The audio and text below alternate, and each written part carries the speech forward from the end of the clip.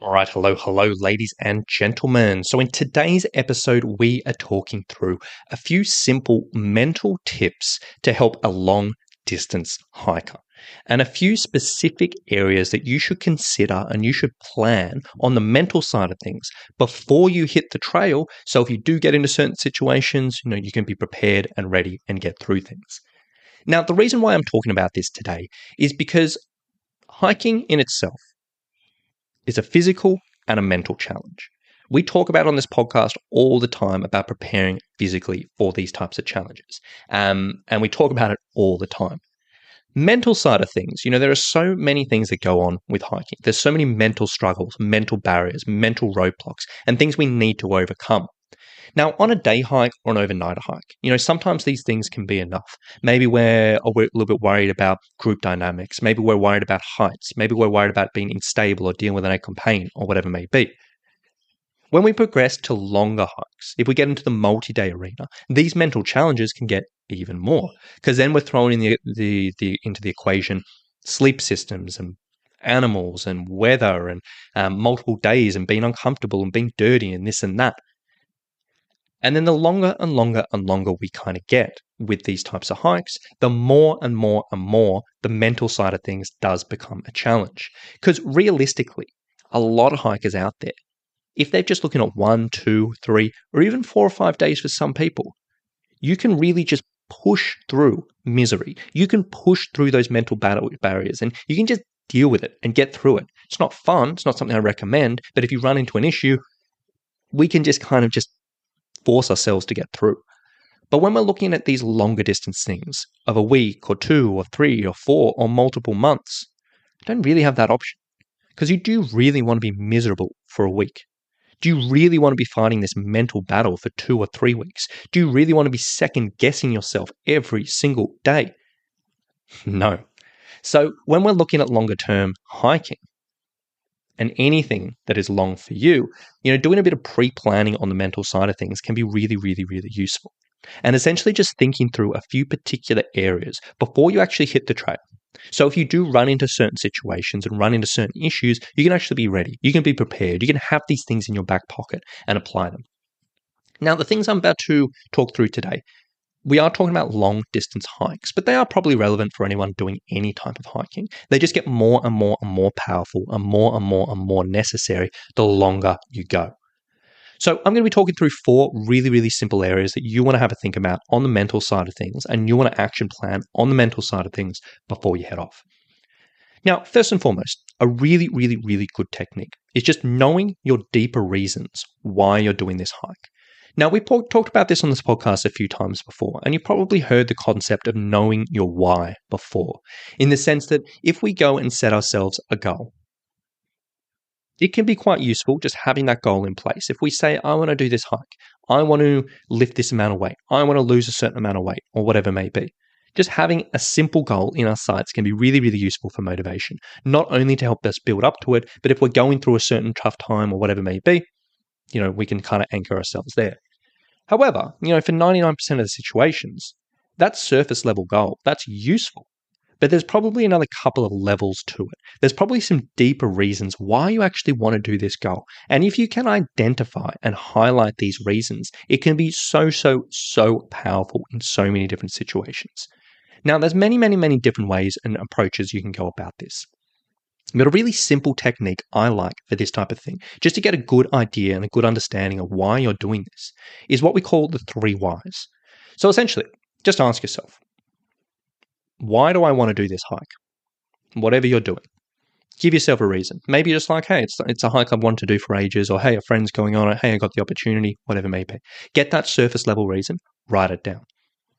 Then look at that reason and ask yourself, why is that important to me? So maybe you said, look, I've always wanted to do this hike for a while. Maybe ask yourself the reason, why is that important? And you might be like, well, you know what? Actually, in all honesty, I'm getting a little bit older. I don't really feel like I have too many more opportunities to do something like this again. Maybe family's getting busy or my body's kind of slowing down or whatever it may be. And I kind of want to do it.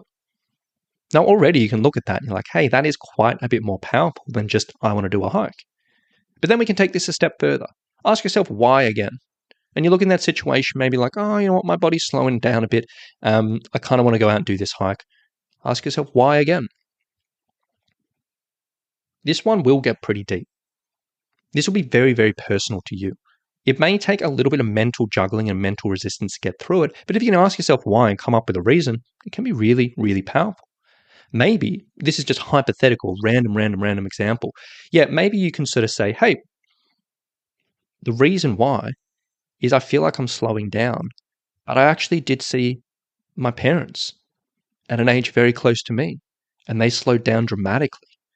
And not only do I want to do this in case I get to that stage, but I want to stave that off. I want to keep my life, being exciting, keep the adventure alive, or whatever it may be. That's just a random hypothetical example. But you can kind of see from the surface level, I just want to do this hike, to I want to do this before I slow down too much, to, you know what, this is really personal to me. It can be really, really powerful. So it's 3 whys. Why are you doing this? Why is that important? Why is that important? You may struggle with this. It may take some time to wrap your head around it, but it can be really useful. So that's first and foremost. I'm not going to go too much more onto that because I have talked about it in the podcast quite a few times. But first and foremost, figure that out, spend a bit of time with it, write it down. Next up, on long distance hikes, when we're doing these long hikes, there tends to be a couple of barriers in regards to boredom. In the sense of some of these longer distance hikes, depending on what you're doing, sometimes there are certain sections of the trail which are just not super exciting. Because if you're trying to link trail after trail after trail and the infrastructure isn't quite there, you may end up doing a lot of road walking. You may end up doing like a lot of fire trail walking. You may end up walking on sections where you're like, this isn't the pretty idyllic stuff that I love. Yes, there are parts of that, but it's a bit boring. Or sometimes, just walking day after day after day can get just a little bit monotonous. Sometimes, some days you'd be like, oh my gosh, mentally, I'm just struggling. I'm bored. I want something else to do. I want some excitement or whatever it may be. These can strike out of nowhere on a long distance hike. So having a bit of a plan around what you're going to do if boredom overtakes you can be really useful. And again, if we can plan this out before we actually hit the trail and have a few ideas in our back pocket, can be really good. So on that situation, a few ideas, music. Now, music, controversial topic on the world of hiking, and I'm not saying have a loudspeaker, but maybe on your phone, get an MP3 player, something like that, have a boredom playlist. Have a series of songs which are either really, really fun to you, really exciting, really poppy, or whatever it may be, or on the flip side, have a series of songs which are really just, there's no vocals, it's just monotonous and it's just kind of mindless and you can kind of sink yourself into there and almost go into a trance. Have a playlist available and use that. Or alternatively, have a bunch of audiobooks downloaded. And so, you know what, I'm on a tough section of the trail, maybe I'm going to pop an audiobook on and just listen to it. Now, obviously, both of those situations, that has the logistics of, electronics and charging things, and also some people don't like having headphones in so they don't hear what's going on. Totally understand. So if either of those aren't on a situation, what are other things you can do if you're bored? Do you like singing? Can there be a few songs that you just sing and sing and sing out loud on the trail? Whatever. Come up with an idea or two which you can do if you fall into a boredom situation. So if you get to that point, you're not going to have to rack your brains and be like, oh my gosh, what am I going to do today? How am I going to get myself through this? But you've actually got something ready. Next up is having to think about a busy mind, in the sense of one thing that can often strike on a long distance hike or really any other type of hike is essentially by the end of the day, we are physically tired. By the end of the day, we're like, oh my gosh, yep, I'm ready for a rest. I'm ready to get to sleep early. I'm ready to have a really rejuvenating sleep so I can wake up tomorrow feeling fresh.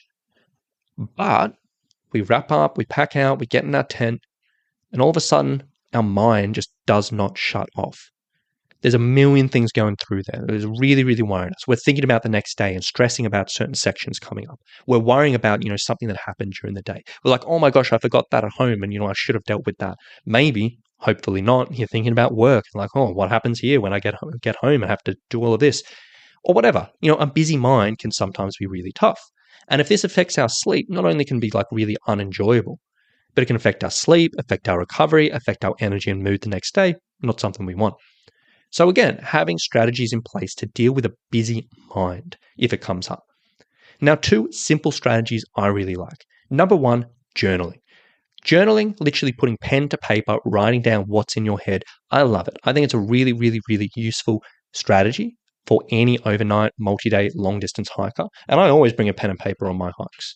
And essentially just sitting down at the end of the day, just before sun goes down, or you can use a light or whatever it may be, just spend 5 minutes writing down all your thoughts. Write down what you did today. Write down what's coming up. Write down what's thinking going through your head or whatever it is. And the pure act of just transferring those thoughts from your head to a pen and paper, it can just empty things out, calm things down, can be really useful. Plus, on top of that, having those journals and all those epiphanies you've had on the trail and all those things you've thought through, they can be really interesting to look back on, but just for a busy mind can be really useful.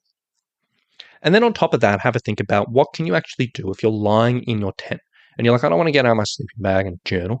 Like I'm here, I'm settled, but the mind is just racing. Well, in this situation, what can you do just to calm the mind down? A really simple technique is doing box breathing. Essentially a breathing technique which will calm us down physically and just relax the system, but also will just distract our mind a little bit from all those racing thoughts. So what you do with box breathing, you can basically do this. Breathe in for 4 seconds and count the 4 seconds in your head. Go 1, 2, 3, 4. Hold your breath for 4 seconds and count that in your head. Exhale for 4 seconds, count that in your head. Hold for 4 seconds, count that. And literally just repeat and repeat, repeat, repeat until you fall asleep. And the idea behind this is, again, just that slow, steady, controlled breathing can just help us relax and calm down. But also because you are thinking those thoughts in your head. That's what you're thinking of. We're not thinking about what's happening tomorrow. We're not thinking about whatever it may be. That's kind of taking over what's going in our head. Just that counting can be really useful. Again, there are lots of different things you can fall into this category, but just think, what can I do if I do have a bit of a busy mind? And then finally, it's definitely worthwhile coming up with some anchors to use during tricky spots. So what I mean by this is on a long distance hike, there are many situations where things may get a little bit tricky. Maybe there's a day where it's torrential rain or a bunch of mud, or you're just tackling a huge amount of elevation, or maybe come across like rougher terrain which you weren't used to, or maybe you are getting a bit sick, or maybe you've just had a bad interaction with someone like, on the trail, or whatever. There's so many different things that can come up. So essentially pre-planning what you can do in this situation to help you get through these tricky spots, to help you distract yourself, change your mindset, maybe get a little bit more positive or whatever it may be, this can be really, really useful. So 2 simple ideas. Again, there's a million things here, but 2 simple ideas could be coming up with a positive mantra. I love mantras for hikers. Essentially a simple positive statement that you can just say again and again and again and again in your head, something that's meaningful for you. So, for example, if you're getting to a spot where you're like, oh my gosh, this is really hard, I'm really tired today, you can just repeat in your head, I'm strong, I'm powerful, I've got this. Repeat that again and again and again and again. Drown out those stressful noise, get a little bit positive, and that can be really, really, really powerful. There's a million and one mantras you could use, but that's very simple. Another anchor you can use is using micro tasks in a situation, in the sense that if you've got a really long day ahead and you're like, oh my gosh, it's super muzzy, it's slippery, I'm just not having a good time. Instead of thinking about the entire day, break it up into little sections. Set yourself a goal in your distance and say, look, there's a tree, there's a mountain, there's a hill, whatever it may be. What I'm going to do is I'm just going to put all my attention into getting to that point. Just focus on that, focus on that, focus on that. Don't think about the rest of the day or whatever it may be. Get to that point, take a second, congratulate yourself, pat yourself on the back, and then focus on something else. And just split up the day into these little micro tasks to get you through. It sounds a bit silly, but it can be really powerful. And again, if you've actually planned this out and thought about this before you hit the trail, it's not you desperately trying to figure out things that will work. It's stuff that you have in your back pocket. You're like, yep, cool, I'm going to fall on this and I'm going to use it. So that's probably enough on this topic today. As I said, for each of these categories, there are dozens and dozens and dozens of things you could do. And there's probably loads of other things you can pre-plan for. So hopefully this just gives you a bit of inspiration to kind of start thinking this out and planning on the mental side of things, coming up with different situations and putting strategies, techniques, or action plans in place. And the more you can plan out on this, the more powerful it will be. May not always work. You may not be able to always quiet that busy mind. You may not be able to absolutely forget about the tough day ahead. But every percentage you can help yourself here, it's going to pay off massively, because these long distance hikes, they're no joke on the mental side of things. You want to give yourself every chance possible. So with that being said, hopefully that helps. Now, last thing I will sort of say today is if you are a hiker who's preparing for a long distance adventure or any hiking adventure, and you're aware that, look, you know what, I've got this coming up, but I am not sure if I'm going to be ready, and I do need help. If you're interested in getting a little bit of help with your physical and mental preparation leading into one of these adventures, what I'd like you to do is go to summitstrength.com.au/online. Now, on that page, there's a big video which talks through a bit through our program, and if it sounds like something you want to explore a little bit more, you can book a call with our team, we can have a bit of a chat, and we can take it from there. And there's a link to book a call on that page. Over the years, we've helped loads of different hikers do long distance hikes all around the world, and love to help a few more out. So if you did want to learn a bit more, go to summitstrength.com.au/online, and we can take it from there. So with that being said, thank you so much for listening. Hope you've enjoyed it. Hope you got a bit out of it, and we'll talk to you very, very soon.